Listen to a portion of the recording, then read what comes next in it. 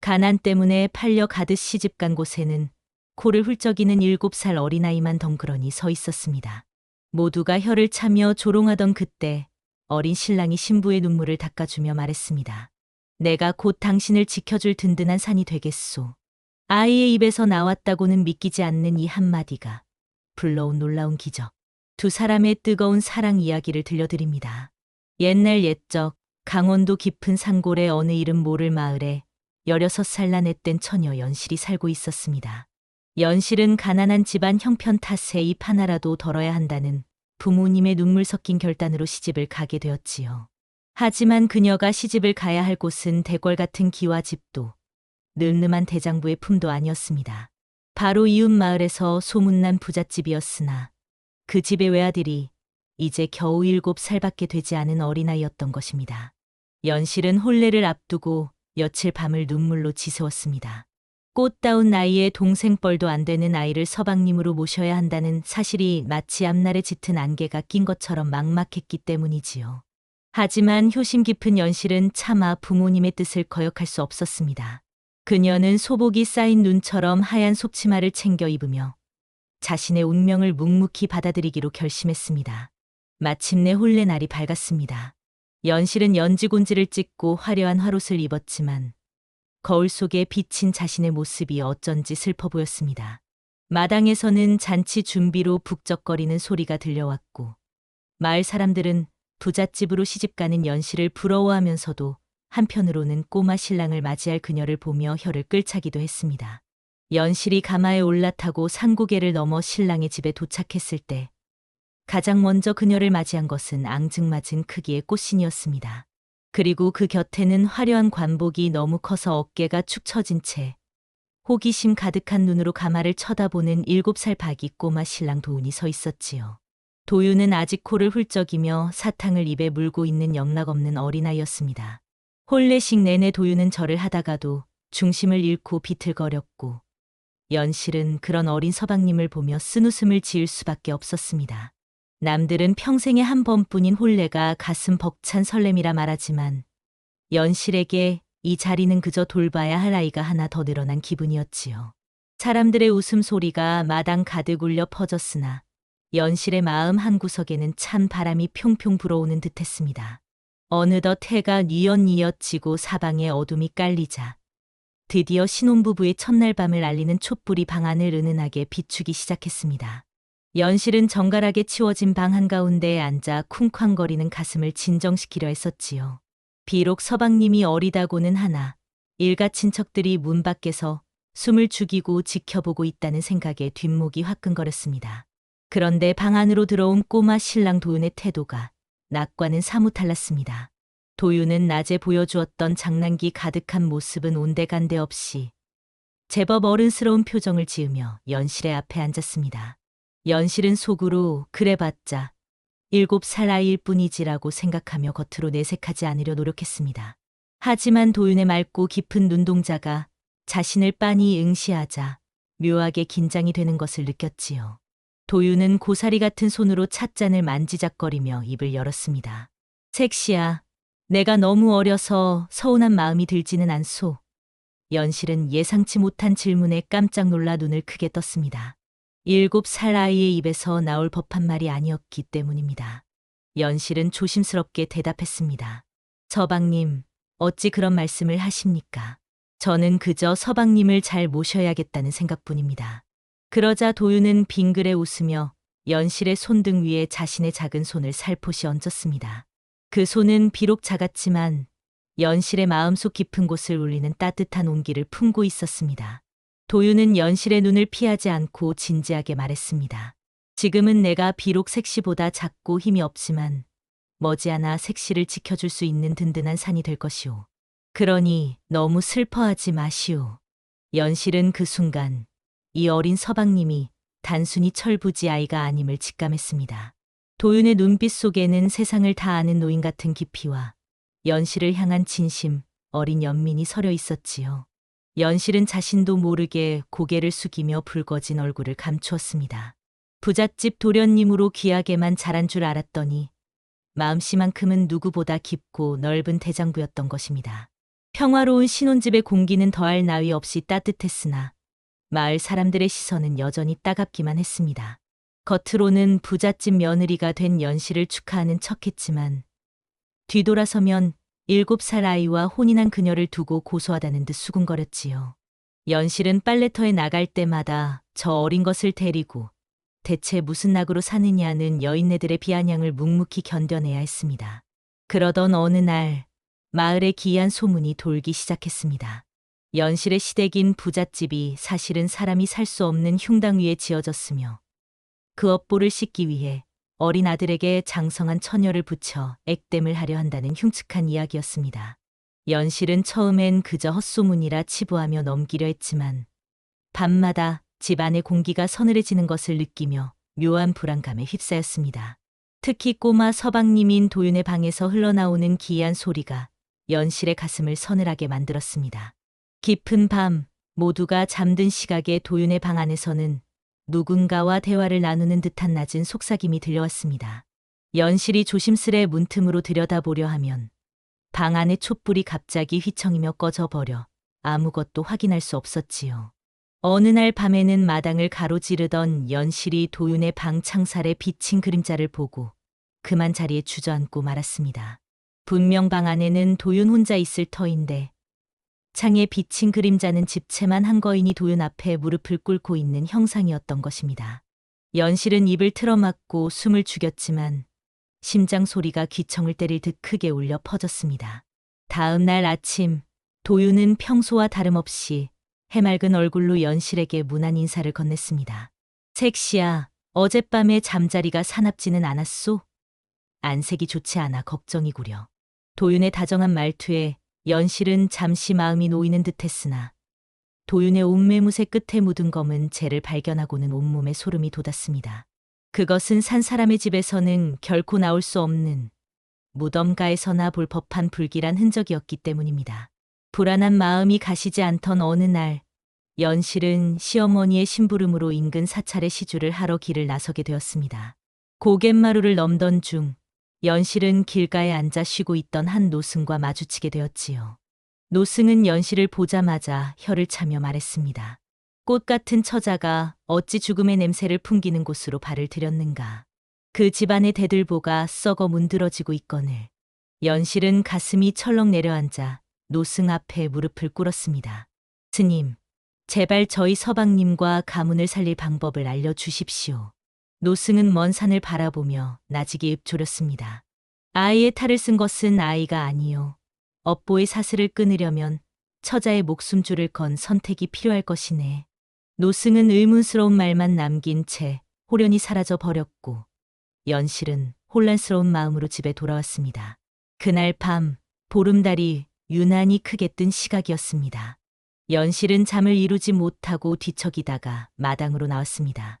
그런데 도윤의 방에서 평소보다 훨씬 더 강한 기운이 뿜어져 나오는 것이 아니겠습니까? 연실은 홀린 듯 도윤의 방 앞으로 다가갔습니다. 문틈 사이로 새어나오는 빛은 평범한 촛불의 것이 아니라 푸르스름하고 서늘한 도깨비불 같은 빛이었습니다. 연실이 떨리는 손으로 문을 살짝 열었을 때 그녀는 믿기지 않는 광경을 목격했습니다. 7살 도윤이 방 한가운데 정좌하고 앉아 있었는데 그의 몸 주위로 수십 마리의 검은 뱀들이 따리를 틀고 있었던 것입니다. 그런데 놀랍게도 도윤은 겁에 질린 기색 하나 없이 뱀들을 호령하듯 낮은 목소리로 꾸짖고 있었습니다. 아직 때가 아니다. 이 집안의 기운을 다 빨아먹기 전에는 물러가지 못하겠느냐. 그 순간 도윤이 고개를 돌려 문틈을 보고 있던 연실과 눈이 마주쳤습니다. 7살 아이의 눈이라고는 믿기지 않는 서리빨 같은 안광이 연실의 심장을 꿰뚫는 듯했습니다. 도윤은 천천히 일어나 연실에게 다가왔습니다. 방 안을 가득 채웠던 뱀들이 순식간에 그림자 속으로 사라졌고 도윤은 다시금 예의 그 부드러운 미소를 지으며 연실의 소매자락을 잡았습니다. 색시야, 보고 말았구려. 하지만 두려워 마시오. 이것이 내가 짊어진 운명이니. 도윤의 고백에 연실은 온몸이 굳어버린 듯 움직일 수 없었습니다. 방금 보았던 그 수많은 뱀과 도윤의 서늘한 눈빛은 꿈이라기엔 너무나 생생했지요. 하지만 도윤은 떨고 있는 연실의 손을 따뜻하게 감싸며 방 안으로 이끌었습니다. 도윤의 손길은 여전히 작았으나 그 안에서 느껴지는 힘은 장성한 사내의 그것보다 훨씬 묵직하고 단단했습니다. 도윤은 낮은 목소리로 자신의 비밀을 털어놓기 시작했습니다. 사실 우리 가문은 대대로 내려오는 지독한 저주에 걸려 있습니다. 장손들이 성인이 되기 전에 원인 모를 병으로 쓰러지는 것도 모두 저 그림자 속의 괴물들 때문이지요. 도윤은 창밖의 어둠을 응시하며 말을 이었습니다. 내가 7살의 몸으로 머물러 있는 것도 사실은 저주를 늦추기 위해 도술로 성장을 억누르고 있기 때문입니다. 연실은 눈물이 고인 채 도윤을 바라보았습니다. 이 어린 서방님이 홀로 짊어지고 있었을 무게가 얼마나 고통스러웠을지 가늠조차 되지 않았기 때문입니다. 도윤은 연실의 눈물을 닦아주며 진지한 표정으로 물었습니다. 색시야, 이제 진실을 알았으니 도망쳐도 원망하지 않겠소. 지금이라도 보찜을 싸서 친정으로 돌아가겠소. 아니면 이 험난한 길을 나와 함께 걷겠소. 연실의 머릿속에는 수많은 생각이 스쳐 지나갔습니다. 평범한 삶을 찾아 도망칠 것인가? 아니면 정체 모를 저주와 싸워야 하는 이 기묘한 가문에 남을 것인가? 하지만 연실은 자신을 바라보는 도윤의 맑은 눈동자 속에서 깊은 외로움을 발견했습니다. 16 소녀의 가슴 속에 서방님에 대한 연민과 함께 알 수 없는 용기가 솟구쳐 올랐습니다.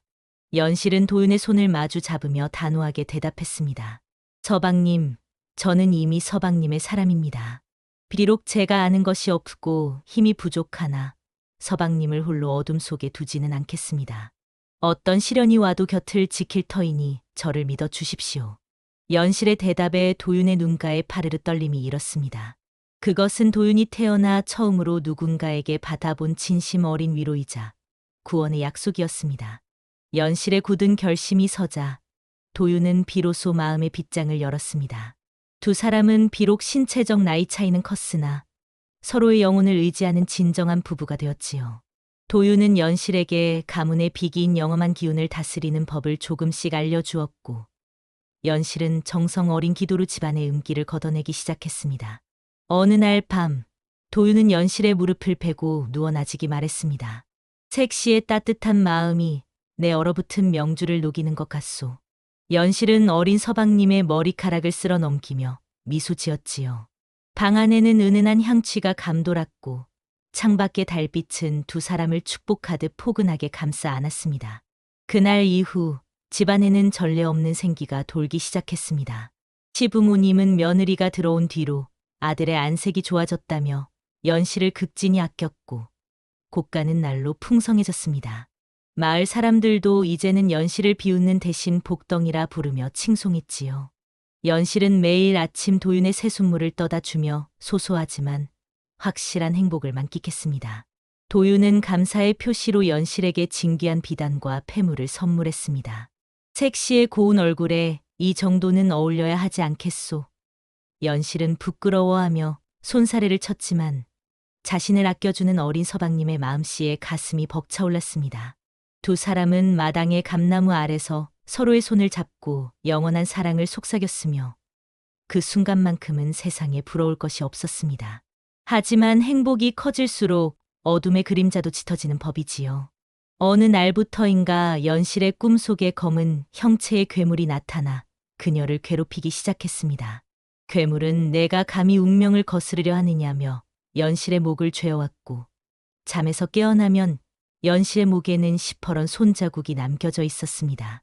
도윤은 이를 보고 크게 분노하며 방 주변에 부적을 붙였지만 집안 곳곳에서 이유 없이 그릇이 깨지거나 가축들이 쓰러지는 불길한 일들이 반복되었습니다. 연실은 자신이 남기로 한 선택이 오히려 집안에 화를 불러오는 것은 아닌지 깊은 불안감에 빠졌습니다. 평화롭던 집안에 다시금 차가운 서리가 내려앉기 시작한 것이지요. 불안이 극에 달했을 때 연실은 시어머니의 장신구함에서 낡은 서찰 하나를 발견했습니다. 거기에는 가문의 저주에 관한 충격적인 진실이 담겨 있었지요. 사실 도윤의 가문이 불을 쌓을 수 있었던 것은 조상 중 한 명이 산신령의 기운을 훔쳤기 때문이었고 그 대가로 대대로 장손의 정기를 바쳐야만 했던 것입니다. 더욱 놀라운 사실은 이 저주를 완전히 끊어내기 위해서는 신부의 가장 소중한 것을 제물로 바쳐야 한다는 구절이었습니다. 연실은 손을 떨며 서찰을 내려놓았습니다. 도윤이 왜 그토록 자신을 멀리하려 했는지, 왜 스스로를 7살의 몸속에 가두었는지, 이제야 모든 퍼즐이 맞춰지는 기분이었지요. 도윤은 연실을 희생시키지 않기 위해 홀로 고군분투하고 있었던 것입니다. 진실을 알게 된 후 맞이한 보름날 밤, 집안은 폭풍 전야처럼 고요했습니다. 도윤은 평소보다 더욱 밝은 미소로 연실을 대했지만 그의 눈가에는 슬픔이 서려 있었습니다. 색시야, 오늘 밤이 지나면 모든 것이 제자리를 찾을 것이오. 그러니 무슨 일이 있어도 방 밖으로 나오지 마시오. 도윤은 연실의 이마에 가볍게 입을 맞춘 뒤 결연한 의지로 뒷산 사당으로 향했습니다. 연실은 방 안에 홀로 앉아 있었으나 도윤을 사지로 보낼 수는 없다는 생각에 가슴이 타들어갔습니다. 밖에서는 갑자기 천둥이 치고 장대비가 퍼붓기 시작했으며 산 전체가 거대한 짐승처럼 포효하는 소리가 들려왔습니다. 이것이 바로 저주가 완성되는 마지막 고비임을 연실은 직감했습니다. 결국 연실은 금기를 깨고 문을 박차고 나갔습니다. 빗속을 뚫고 사당에 도착했을 때 그녀는 믿기지 않는 광경을 보았습니다. 도윤이 거대한 검은 구렁이에게 휘감겨 신음하고 있었고 그의 몸에서는 푸른 기운이 서서히 빠져나가고 있었습니다. 도윤의 몸은 실시간으로 노화하며 7살에서 10살, 그리고 15살로 변해가고 있었지요. 안 됩니다. 서방님을 놓아주십시오. 연실은 절규하며 구렁이에게 달려들었습니다. 하지만 구렁이의 차가운 안광이 연실을 덮쳤고 그녀는 뒤로 나자빠지고 말았습니다. 도윤은 고통스러운 와중에도 연실을 향해 외쳤습니다. 어서 가시오. 당신마저 다치게 할 수는 없소. 연실은 바닥에 떨어진 은장도를 집어 들었습니다. 그녀는 자신의 목숨보다 소중한 서방님을 위해 기꺼이 자신을 던지기로 했습니다. 그때 어둠 속에서 낮에 보았던 노승이 다시 나타났습니다. 하지만 그의 정체는 노승이 아니라 가문의 재산을 노리고 저주를 조작해온 악한 도사였습니다. 흐흐, 이제 조금만 더 있으면 저 아이의 정기와 이 집안의 재산은 모두 내 것이 된다. 도사는 주문을 외우며 구렁이를 더욱 강하게 조종했습니다. 도사는 도윤의 가문이 산신령의 기운을 훔쳤다는 가짜 전설을 퍼뜨려 가족들을 공포에 몰아넣고 남몰래 집터에 사악한 주술을 걸어 정기를 빨아먹고 있었던 것이지요. 연실은 분노로 몸을 떨었습니다. 서방님을 고통 속에 몰아넣고 자신들의 인생을 송두리째 흔든 만악의 근원이 바로 눈앞에 있었기 때문입니다. 도사는 비웃으며 연실에게 다가왔습니다. 가련한 계집이구나. 너의 그 갸륵한 마음도 이제 곧 싸늘한 시신이 되어 식을 것이다. 도사는 단검을 꺼내 연실의 가슴을 겨누었습니다. 연실은 두려움에 눈을 감았지만 도윤의 비명 섞인 외침이 들리자 다시 눈을 번쩍 떴습니다. 도사의 공격이 시작되려는 찰나 사당의 문이 부서지며 수만 마리의 까마귀 떼가 날아들었습니다. 도사는 당황하며 주문을 멈추었고 그 틈을 타 연실은 도사의 발목을 붙잡았습니다. 하지만 도사는 연실을 거칠게 걷어찼고 연실은 머리를 바닥에 부딪히며 의식을 잃어갔습니다. 사당 안은 피 냄새와 비린내로 가득 찼으며 희망의 불씨는 꺼져가는 듯 보였습니다. 도윤은 연실이 쓰러지는 것을 보자 이성을 잃었습니다. 7살의 작은 몸에서 뿜어져 나온다고는 믿기지 않는 거대한 황금빛 기운이 사당을 가득 채웠습니다. 사실 도윤은 저주를 늦추고 있었던 것이 아니라 자신의 안에 잠재된 신성한 힘을 깨닫지 못하고 억누르고만 있었던 것이지요. 연실의 진심 어린 사랑과 희생이 도윤의 진정한 힘을 일깨우는 열쇠가 되었습니다. 도윤의 몸은 순식간에 장성한 청년의 모습으로 변했습니다. 나의 소중한 사람을 건드린 죄, 목숨으로 갚아라. 도윤의 호령과 함께 황금빛 용이 나타나 검은 구렁이와 도사를 한꺼번에 집어삼켰습니다. 사악한 주술은 비명과 함께 산산조각이 났고 사당을 뒤덮었던 어둠은 썰물처럼 빠져나갔습니다. 폭풍이 지나간 자리에는 맑은 새벽 공기만이 감돌았습니다. 연실이 정신을 차렸을 때 그녀의 눈앞에는 7살 꼬마 신랑 대신 늠름하고 잘생긴 청년이 서 있었습니다. 도윤은 연실을 조심스럽게 안아 올리며 눈물을 흘렸습니다. 색시야, 이제 다 끝났소. 당신이 나를 구원했소. 도윤의 몸은 더 이상 아이로 돌아가지 않았습니다. 도사의 거짓 저주가 풀리자 도윤은 제 나이에 맞는 모습과 건강을 되찾았고 가문의 모든 우환도 씻은 듯이 사라졌습니다. 연실은 꿈만 같은 현실에 도윤의 품에 얼굴을 묻고 한참을 울었습니다. 두 사람의 깊은 사랑이 마침내 죽음의 그림자를 몰아내고 진정한 봄을 맞이하게 된 것이지요. 마침내 마을에는 평화가 찾아왔습니다. 도윤은 과거에 급제하여 훌륭한 관리가 되었고 연실은 현명한 부인으로서 가문을 번창시켰습니다. 두 사람은 훗날 수많은 자녀를 두고 백년해로하며 행복하게 살았다고 전해집니다. 마을 사람들은 이 기적 같은 이야기를 애기 신랑의 보은이라 부르며 대대로 전했습니다. 진정한 사랑은 외형이나 나이에 갇히지 않으며 상대를 위하는 진심, 어린 마음이 기적을 만든다는 사실을 우리에게 알려주고 있습니다. 어떠한 고난 속에서도 서로를 포기하지 않았던 연실과 도윤처럼 여러분의 삶에도 굳건한 사랑의 힘이 깃들기를 바랍니다. 다음 영상을 빠르게 만나보시려면 좋아요와 구독을 눌러주세요. 그럼 더 재미있는 영상으로 찾아뵙겠습니다. 모두 행복한 하루 보내세요.